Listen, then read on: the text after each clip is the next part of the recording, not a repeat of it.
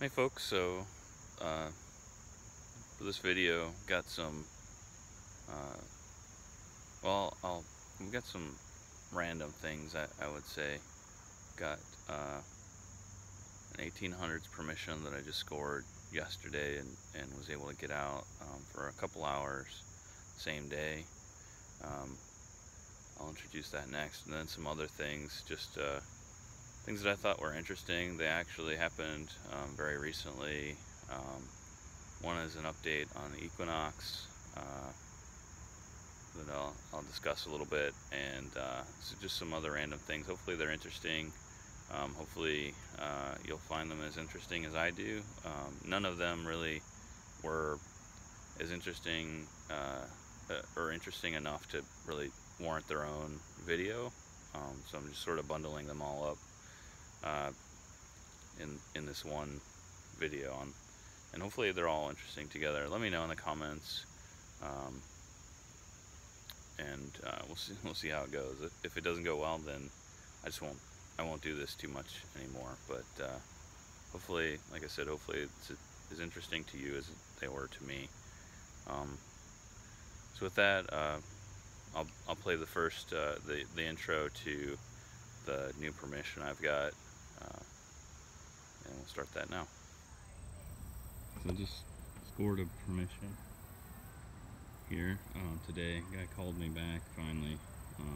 Said this old building from the late 1800s was built as a veterinarian's office, and upstairs, I guess he lived upstairs and things. So pretty good size area behind the building. I don't know if they kept horses or anything. It's hard telling what we'll find down here, but pretty exciting permission. First time I've had something like this work out for me, so still not sure about door knocking, but yeah. Also, they're looking at destroying. They're going to knock this building down at the end of the month, so time is of the essence. Try and get as much as I can. It's unfortunate timing because I'll be headed to the beach here in a couple days, so I'll try and get through as much as I can today, and hopefully it's still standing when we get back, and try some more later. I'm going to work quick, not film a whole bunch, except the good stuff, so hopefully there's a bunch of it still. I'll let you know. I'll pull up the camera as soon as I see something good. So unfortunately I don't have any good dig videos from that permission, at least not yet. What I can show, as I promised I would stop and show the interesting finds. There really weren't too many. It's an old property. I think they must have stored a lot of trash and built up a lot of trash over the years. So what I do have to show, I can show some of the highlights, I guess, if you call them that. We ended up digging, just getting a lot of signals for a lot of big trash. It took a lot of time to dig out. Some of them I didn't even dig out all the way, because after digging a 12-inch wide hole, I still couldn't get it out. But these are the things. This is, I don't know if you can tell the weight of this. It kind of, at first I thought it looked like a handlebar for a bicycle, but it's so big and heavy, I don't think it would be a practical handlebar for a bicycle. So it just seems like a lead pipe or something. It is hollow, you can see on this end. So I'm not sure what that is other than just trash. This here, I think there, if I look into the history on the property, there may have been a blacksmith or something. So I don't know if this is some waste from the blacksmith that he poured in the yard or something. Just looks like, you can tell it's kind of just melted metal that cooled on the ground, and they just left it. I'm buying a pair of sunglasses that look like they're not much good, but at least they're not broken too bad. And, you know, some plates, some hot rocks or something here. Those did show up on the detector. But lots of stuff like that. So there you go. Not nothing too exciting from that permission yet, but one thing I did discover last night is that there is a firmware update for your Equinoxes. So if you have a Minelab Equinox like I do, what I'm going to do is share a couple videos. One is from a channel called DoYouDig, and he did a really good video, like an instructional video on how to download the firmware update software to a Windows or a Mac machine. So if you have Windows or a Mac, which most people do, you can download some software and then plug in your Minelab Equinox USB charger. You can plug that into the USB port on your computer and update the firmware on your Minelab. So what I'm hoping is after doing that update, maybe I'll be able to discriminate some of these large junk objects a little better. And so yeah, I've got a link to his channel below, and then also Digging with RodCo actually did last night post a video. So I'm recording this on Thursday. He posted his video last night on Wednesday, but it does kind of review the update, so you can see kind of, sorry for the bad camera, you can sort of see the effect of the update. One thing that looks promising, at least for me, is I've had a lot of trouble with the depth estimation on the Equinox. Like that indicator depends a lot on the size of the object, it seems like. But even for pennies that are when we do our club hunt here, pennies that are laying right on the ground, that'll show up as 4 inches deep sometimes. So I'm hoping that improves, that update improves the accuracy.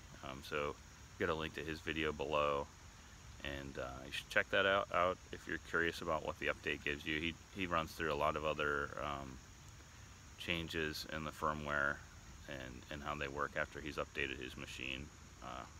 So check that out, definitely check that out. And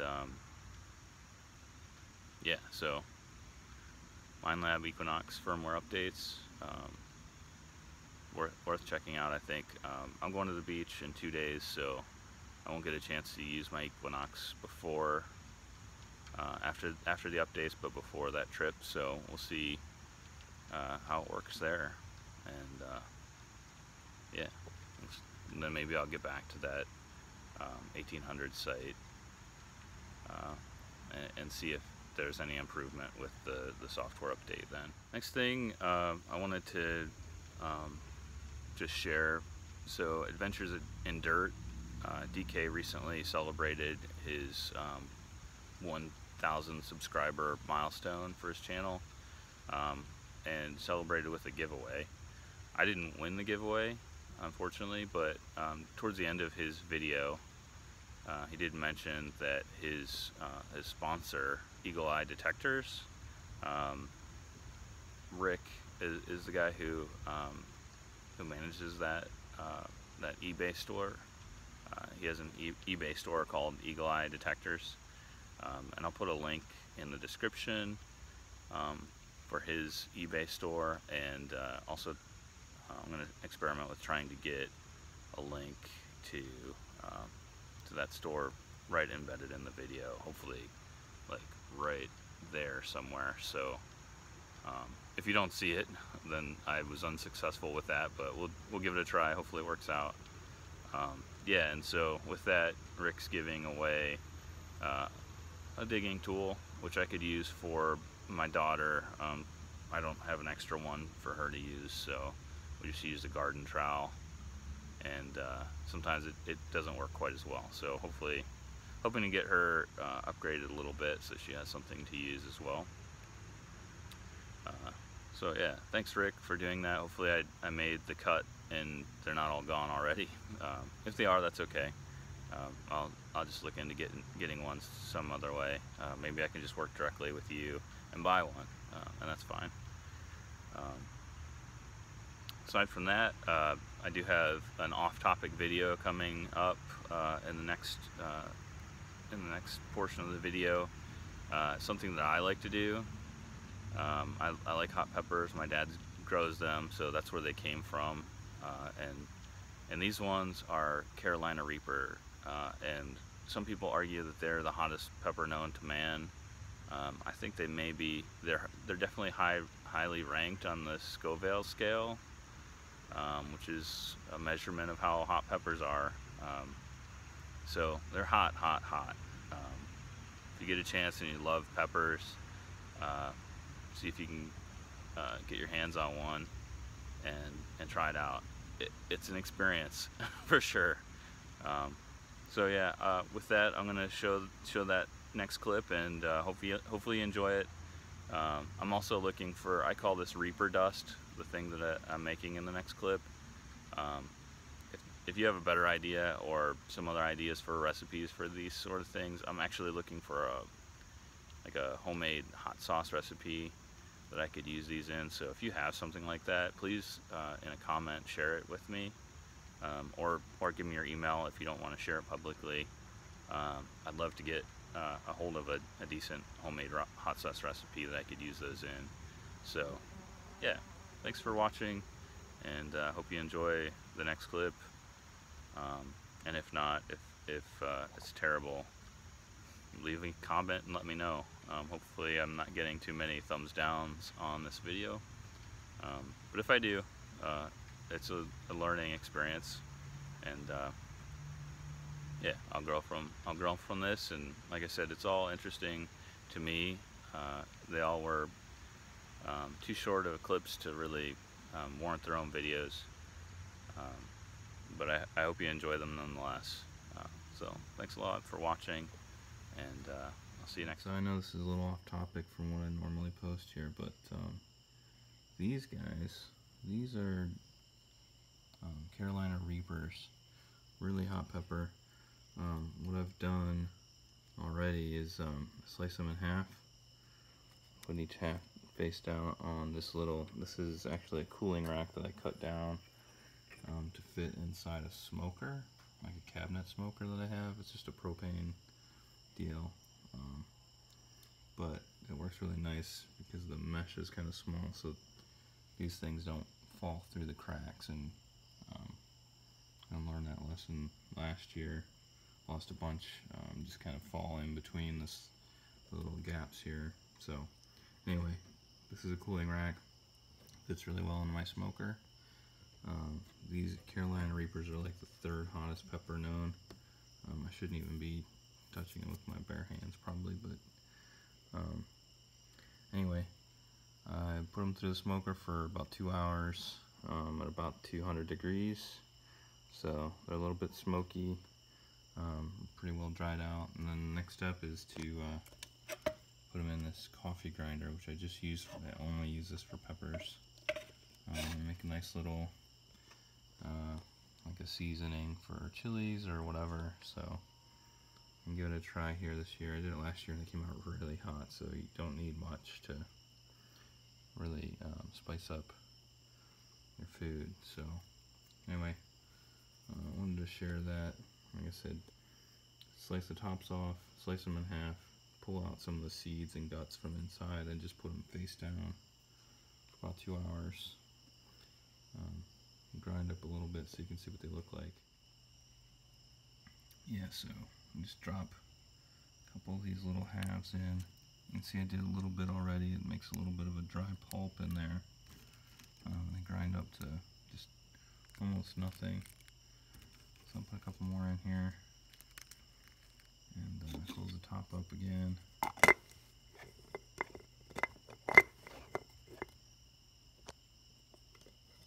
If I can get it lined up right with one hand. There we go. Hold the top on and hit the button.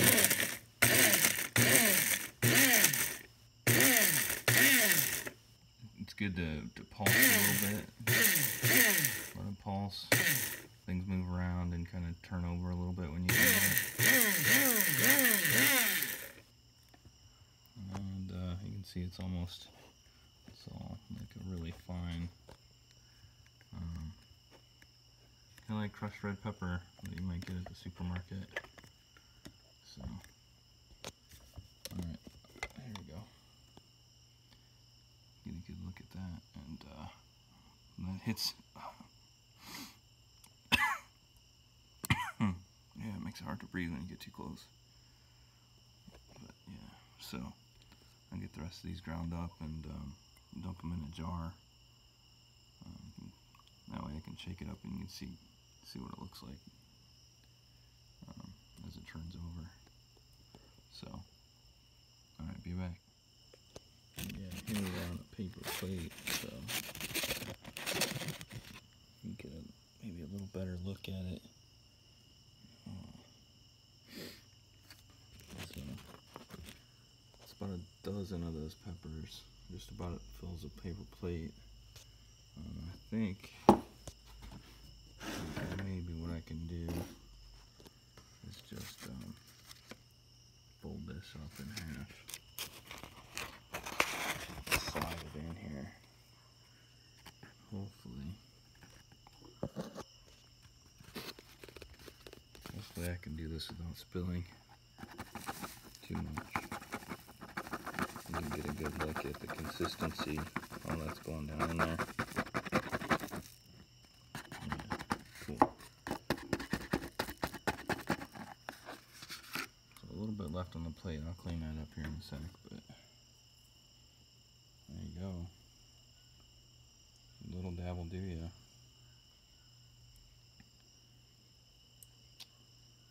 So, yeah, if you're curious about more of the smoking process, let me know. I can share more details about that and what it looks like.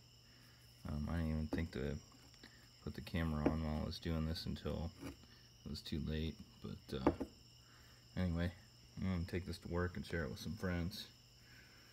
Knock their socks off tomorrow morning, or tomorrow at lunch. Cool. So, hopefully you enjoyed the video. Hopefully it wasn't too off topic. Let me know what you think. Let me know if you like peppers. It'd be cool to get to know you guys a little better. Thanks for watching. See you next time. Alright, one more thing. Ended up with, found a decent deal on a little GoPro Hero session. Wanted to try and get some footage with it, test it out, see how bad the wind noise is on it. Cool thing about this is it's waterproof, and the mic is supposed to be pretty good on it. Even though it's waterproof, it doesn't need an extra housing or anything. So wanted to see how well my voice picks up, and also just kind of get a lot of random loud background noise. This is a little fishing area near Cleveland. You can see the skyline in the background there, hopefully. Another little platform to fish from, and yeah, just a beautiful day today. So that'd be cool to share that as well. So great day. Hopefully the audio comes out all right.